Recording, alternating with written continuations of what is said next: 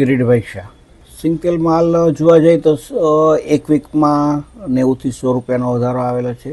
કપાસ તેલ છે તો એમાં 40 રૂપિયા અને પામોલીનમાં જોવા જઈએ તો 30 રૂપિયાનો વધારો આવેલો છે. ભાવ વધારાનું મુખ્ય કારણ જોવા જઈએ તો જો સારી ક્વોલિટી, અત્યારે બારમાસી સિઝન છે તો ખાનાર વર્ગ માટે સારી જે સ્ટાન્ડર્ડ મિલો છે તો એ સારી ક્વોલિટીની જ મગફળીનું પિલાણ કરશે. તો સારી ક્વોલિટીની મગફળી અત્યારે મળવી બહુ જ મુશ્કેલ છે.